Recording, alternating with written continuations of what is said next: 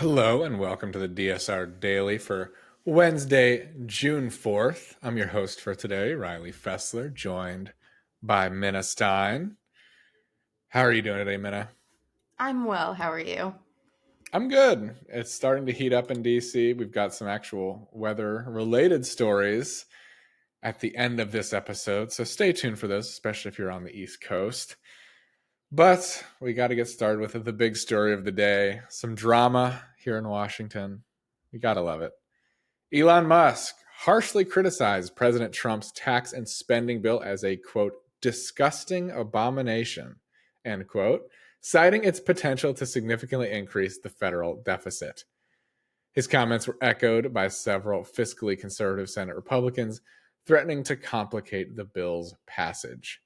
The bill, already passed by the House, would extend to Trump-era tax cuts and increase military and border security spending, with projections showing it could add $3.8 trillion to the national debt. While Trump and Republican leaders remain committed to passing the bill by July 4th, internal GOP divisions, fueled by deficit concerns and demands to protect Medicaid, pose significant hurdles. The fallout between Musk and Trump that we all saw coming has finally happened, and it's glorious.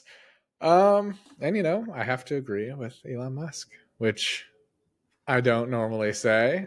Feels gross to say, but he's right. Even if I don't maybe agree for the same reasons he agrees, he is against this. But yeah, I mean, most projections show this is a bad bill. It's also got some pork barrel in there that protects Trump from legal challenges. So discussing from that point of view as well. But yeah, I mean, this goes against what Musk's entire mission supposedly was at DOGE, which was to save the government money, adding $3.8 trillion to the national debt over 10 years. Not exactly saving us our hard-earned dollars, but this shouldn't really be surprising to Mr. Musk. But maybe he is genuinely surprised. It's hard to say. I roll. I don't know. This feels like cheap talk to me. Like, where was this energy when he was actually working in the government? It's possible that he's just not very smart and didn't realize that, like, DOGE was just a distraction. I don't know if he actually thought it was like the real focus of the administration. It clearly wasn't. So I think it's possible that Musk just got played and has yet to realize that, or maybe is just now realizing. Well, a related story. The White House has submitted a $9.4 billion rescission package to Congress targeting foreign aid and public broadcasting, part of a broader push by Republicans to enact spending cuts inspired by Elon Musk's brief but disruptive tenure leading the Department of Government Efficiency. The package proposes cutting $8.3 billion from international aid and $1.1 billion from the Corporation for Public Broadcasting, sparking legal challenges and internal GOP debate. The administration is also considering controversial strategies like impoundment and pocket rescissions to bypass Congress, setting the stage for a constitutional showdown over fiscal authority.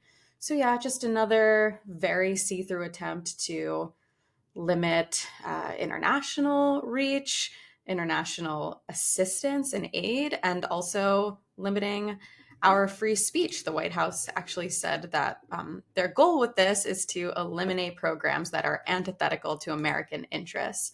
I would argue that these are the very core of American interests and very important to Americans, but I guess that is just one of many, many areas in which we disagree. We being me and the Trump administration. Yeah, I mean, again, it's rich that it's like, oh, we're saving money by cutting $1.1 billion from public broadcasting, which sounds like a lot of money. But then when you look at the fact that their spending bill will add $3.8 trillion to the debt, that's basically pocket change.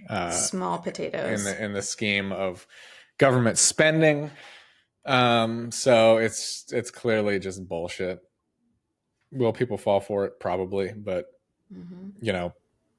that's just kind of par for the course. It's very disappointing. Hopefully this doesn't actually happen, because I, for one, like NPR and PBS. I think they're public goods. Some of the public goods the government provides that I think most people appreciate, even if they don't necessarily use them themselves. But we'll have to see where this goes. We will see. Well, another stupid thing. Defense Secretary Pete Hegseth has ordered the renaming of the USNS Harvey Milk, a rare and controversial move that aligns with the Trump administration's push to eliminate diversity, equity, inclusion references from military assets. The ship, named in 2016 after slain gay rights activist and Navy veteran Harvey Milk, will be rebranded to reflect what officials call a return to a, quote, warrior culture. Critics, including former House Speaker Nancy Pelosi and California Governor Gavin Newsom, have condemned the decision as a politically motivated erasure of LGBTQ plus contributions to American history. The renaming comes during Pride Month and follows previous ship renamings under both the Trump and Biden administrations, despite longstanding maritime traditions discouraging such changes.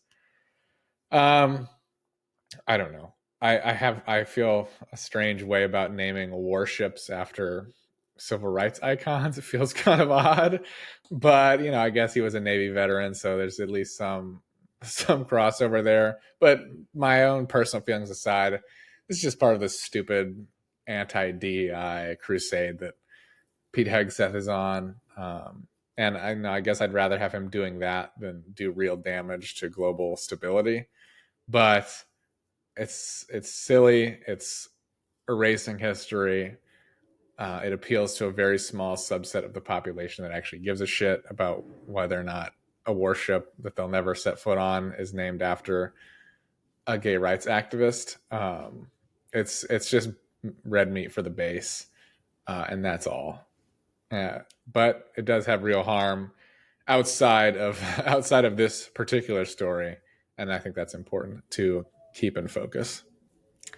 Well, what really stood out to me about that story was Gavin Newsom's decision to jump in on this decision. Like, shut up, Gavin Newsom. You don't get to tell us. Oh, you think this is politically motivated? You think this is a politically motivated decision? You've definitely never made a politically motivated decision that has to do with LGBTQ people living in your state. Definitely not. Good job commenting and calling out this one. Okay. Yeah, I mean, it's rich coming from Gavin Newsom, who has thrown trans people under the bus in recent comments. For real. So, everything he says just rings hollow for me. But I'll save that rant for another day. It also is just a very gross redefinition of the word warrior. Yeah, so. I mean, Harvey Milk was a warrior. I mean, he was Definitely. Literally a Navy vet. So I don't know. The warrior culture, I mean, we all know what it means to these people. It's just muscly white guys running around with guns rather than actual combat veterans. But whatever. Yeah, or people who actually died fighting for what they believe in. Yeah, that's a warrior to me. But apparently not to these people. Apparently not to Donald Trump, famous draft dodger. But he's the real warrior. Very disappointing.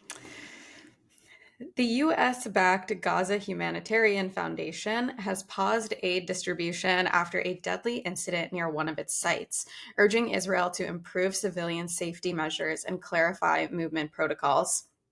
The pause comes amid mounting criticism of the Gaza Humanitarian Foundation's military-aligned aid model, which many humanitarian organizations and the UN refuse to support, citing concerns about neutrality and safety. As famine looms in Gaza and civilian casualties mount, the UN Security Council is set to vote on a resolution demanding a permanent ceasefire and unrestricted aid access, though it's unclear whether the US will support or veto it. The incident that they were talking about was reported by a hospital, saying that there were more than 80 people shot, dead, and hundreds wounded near one of the distribution sites over a 3-day period on Sunday, and 27 people were also killed on Tuesday, near where people were receiving aid and food. So this is just another really upsetting update on what's going on in Gaza. And I don't know. It just seems like every single update that we get is depressing and sad and despicable. And I hope that there's a resolution soon. I hope that this vote works. But I Yeah, feel like I we've been mean, saying that for a year. history will not look kindly on the people who sat idly by and the administrations that supported an act of genocide that all the evidence points to being a genocide right in front of our very eyes. So, as sad as it is, I don't see a resolution coming. But I do know that in the future, we will look back on this in shame. For sure. Well, shifting focus quite a bit to a weather-related story here in the U.S., wildfire smoke from Canada and a plume of Saharan dust are blanketing much of the United States, causing hazy skies and triggering air quality alerts from the Northeast to the Gulf Coast. Areas such as New York City, the Midwest, and parts of the South are experiencing unhealthy air, especially for sensitive groups, with officials urging residents to limit outdoor activity. The Canadian smoke, carrying dangerous fine particles, has led to very unhealthy air readings in cities like Minneapolis and Columbus. Go, Ohio. While Saharan dust has reached Florida and is expected to linger into the weekend. Meteorologists say both the smoke and dust are being driven by the same wind patterns, with the dust likely pushing the smoke northward as it intensifies. So, I don't really have any much to add. There's no political implications for this. But if you're in those areas, please be safe, especially if you have asthma or are at risk. Maybe don't run a marathon outside while this is going on. Just be smart, be safe. So I wanted to cover it because I didn't hear about this.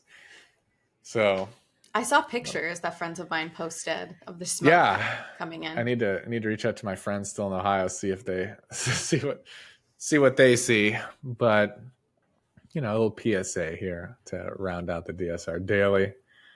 And we'll be back again tomorrow with another DSR Daily. We've got more DSR content out in your feeds.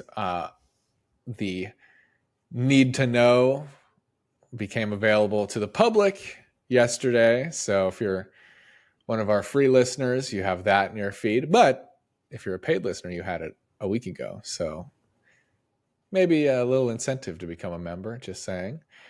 And we've got more coming out later this week. So stay tuned for that and stay tuned here on the DSR Daily. But until then, bye-bye.